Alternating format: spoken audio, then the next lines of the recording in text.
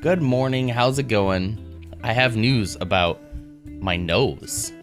I got to Googling yesterday about my constant throat clearing because of like this post-nasal drip. That's what I learned that it means, post-nasal drip. It's not allergy related because I have this year round. Well, not seasonal allergy related, let's say that, because I have it year round. So I Googled all those symptoms, right? I didn't talk to a doctor or anything. I just hit Google, as you do in America. And yeah, I learned a little bit about post-nasal drip and how that can be chronic post-nasal drip, which is most likely the symptoms I have. You shouldn't do what I'm doing, though. You should talk to a doctor, okay? This is not medical advice. You should definitely talk to your doctor. But some of the people in this thread were talking about how azalistine was really helping them with the same issue. And I was like, why does that sound so familiar? And I went into my bathroom.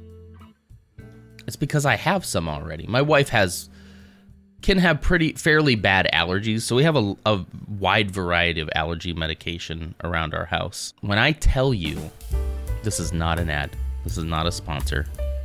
I'm not sponsoring this at all, okay? I don't know why the music just stopped, but I'm not sponsoring this, okay? But when I tell you that I took this yesterday for the first time, sprayed this up my nostril, it was probably before 10 a.m., sprayed that right up my nostrils, it burned to no end. It burned and burned and burned, and my nose got all tingly, and I had to sneeze. But I knew I gotta keep that medicine in that nose for as long as possible. So I waited it out, and when it stopped tingling and all that, I started blowing my nose. And when I tell you the chunks of phlegm that came out, it's disgusting even to describe. It's gross. But after that, when I went, I can feel the air hitting the back of my throat now. The air, nothing else. I could smell like everything. My sinuses feel clear for like the first time. So anyway, that's my story. How are you guys doing? That's what I've been up to. Today, I do have the random topic wheel. However, I thought we'd talk a little bit about Move Arch, since this is probably the last Friday stream. We've been doing so well this month, right? Right, everybody? Right, everybody? Again, Move Arch was just about having extra movement in your month. It wasn't about you having to get in a certain amount of exercises or anything like that. I gave myself the goal of at least 5,000 steps per day. If I'm being completely honest with you, I'm in the phase of this where I'm like, it's daunting to think about the future. It's daunting to think about, I do want to be at the point where like, if I can stick with something consistently for like a year or even 6 months, let's start with 6 months. If I can stick with something consistently for 6 months, and I wake up at the end of that 6 months, and I'm just in a much better spot physically, mentally, hopefully emotionally, all that stuff. I'm in a much better spot because I took the time to like do something about my body. I know that at the end of the 6 months, I'm going to be like, I'm so glad that I stuck to it. But right now, the only thought I can think of is like, it's so daunting to think about having to do this for so long. Like that I got to just like get such little increases over time. And I know that's how it works. That's how it works. That's how you change, is just like little changes throughout time for a long time. But I have to admit that I'm at the point right now where I'm just like, can I get to the reward bit? So I got to try to find the pleasure in the moment, right? It's been good for me to like have some level of, this comes from my Christian background a little bit, okay? But this sounds like an accountability, right? It's nice to have the accountability of you all. Not that you're going to like give me a hard time or something for being human and messing up, because you all have never done that. But just that I want to make sure that if I'm an example to people, that like I'm a good example, including in my failure, including in being kind to myself when I have messed up, being honest about it. I set a challenge for myself. I set an intention, and then I just kind of, if I miss one, I feel really, really bad about it. But in all reality, if you mess up, you should just get back up again. But to me, it's like, well, I wanted to do it every day this month. All right. I think we're just about ready for the wheel, huh? I made a few changes to the random topic wheel. From last week, I noticed that there were a lot of topics in here that were just a singular word. And a lot of them I looked at and I just think I really can't turn that into anything. That's not really a good conversation starter, right?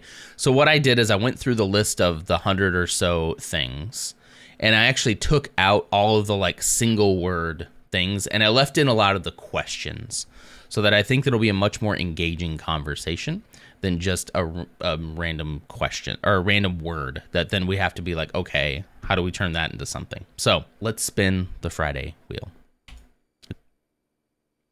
The wheel is spinning, and the topic is, do you usually achieve the goals you set? Why or why not?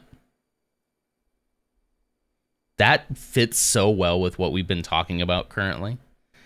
Do you usually achieve your goals, the goals you set? Why or why not? I feel like this is like what we were talking about earlier, right?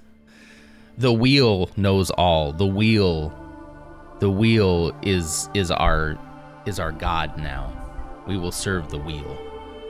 The wheel predicts and the wheel directs. Blessed be the wheel.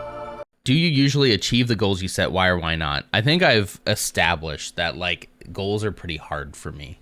But I also think it might be the way that I set my own goals. I would love to hear from somebody who's like, I feel like I am pretty good at achieving goals and this is how I do it. I'd love to hear that. I don't know if we have anybody in chat that's like that, but if you have, I want to know. I gotta know. Coleman says, I do not achieve my goals super often because I'm lazy or don't have time or get distracted. I don't think it's lazy, Coleman. For me, especially, I don't think I'd call it lazy. Over the course of the last few years, I've discovered that I probably have ADHD. Now that's an explanation and not an excuse, but it does help me. Does help me understand how my mind works a little bit more. A lot of people who say that, like, oh, so-and-so's just lazy. And when that person hears that, they think, wow, am I just lazy because I just can't get myself to do what I know I should? And it's like, brother, it might not be just laziness. I'm not even so convinced that laziness exists. Like, as a concept, I think there's a lot more going on. I think there's a lot more going on with our minds than we really give it credit. And again, it doesn't mean you don't do anything about that, but I think to just call people lazy, I don't know about that. I don't know. I'm beginning to rethink the concept of laziness to begin with, because it feels like an elitist thing to say. You don't have what you want in life simply because you're lazy. That's it. No other reason. You're just lazy. And it's like, I don't know. I like to do work. I'm not afraid to do work. Banj says I'm good at small goals, but with big goals, not so much. That's a good point. Again, that is kind of why I'm taking this year to sort of chop up different goals into months so that they can be more easily achievable. I don't think there's anything wrong with that. So what you probably need to do is, instead of taking a big goal, is chop that big goal up into small little goals that you can achieve that lead you to that big goal. So if your goal is to, like, I don't think this is your case, but if your goal is to lose 100 pounds, that is daunting. That is a thing that, like, very few people actually can achieve. But if your goal is, okay, well, in this month, I'm going to just be net 1 pound. 1 pound. And yes, it's going to take you a long time to get there. You can just net yourself smaller little bite-sized goals to get to the bigger goal. Or, okay, I'm going to build a game from the ground up, and having never learned how to code. That's a big goal. But if you squeeze it down a little bit into, like, okay, well, what do I need to know? All right, I need to learn how to code. Well, what's the easiest coding language for me to learn? Let me start there. And then you start chopping that goal up like that. I know I'm probably not telling you anything revolutionary, right? I know you probably heard it all, but I think that's probably right. That's probably right. Old School Quarter says, yes, I do achieve my goal, but I set the bar very, very low, so it feels like a win. My man, that's what we do. That's what we do around here. you're in a way tricking your brain into thinking you're getting that little dopamine hit of like, hey, look, I accomplished something, and that builds your confidence to accomplish something else. I don't see anything wrong with that. Set the bar low, brothers. Let's go. I would rather there be a low bar and you actually doing something than not doing anything at all. You know what I mean? The first month of this year was January. In case you didn't know, it was January. But we did Yoga January, right? And I set out to be like, I'm going to do 30 days of uninterrupted yoga every day. What did I do? I forgot. All right, let's My go. passphrase is Scheherazade. Scheherazade. I'm going to forget that. Do not forget it. I'm gonna forget it. I already did. Like the first weekend on like Sunday, Saturday, I just like, because I'm out of my systems that I've set up in my day to like remind me to do things. That's why I'm 99% sure I have ADHD. But because when I have my systems in place, everything can run. But the moment my system isn't there, things kind of fall apart. I set that goal to be like 30 uninterrupted days of yoga, and I missed like a few days, right? A few days. In my mind, and the way I feel about it even right now, Yoga January was a failure. It didn't work. I did not achieve my goal in January. Now, what does that mean, though? Does that mean that like I didn't do anything good in January? That the 27 days, 28 days of yoga that I did do are somehow now just a wash, that they don't matter? Not really, right? I mean, I still did it. I still did some. Is not achieving your goal always the worst thing? I don't think so.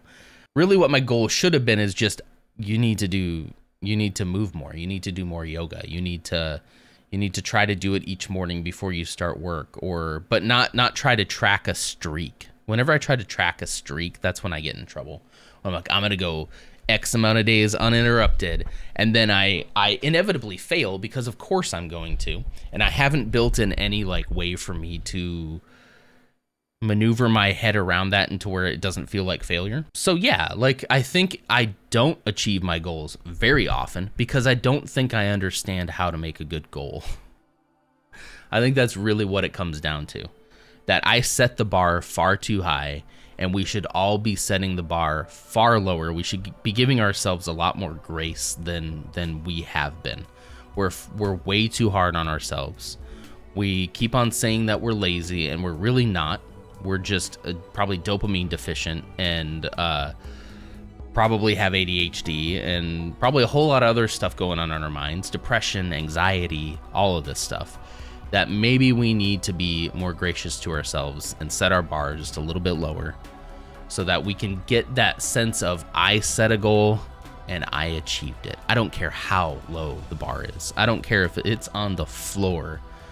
You still set it. You still achieved it. I don't care. I don't care if your goal is I need to eat when I'm hungry every day and you achieve that. That's a win, right? I know I probably don't have a really big like takeaway from this other than we all struggle with our goals, and set that goal to the ground if you have to in order to actually achieve it. I'm going to try to do that myself as well, okay? I'm going to try to.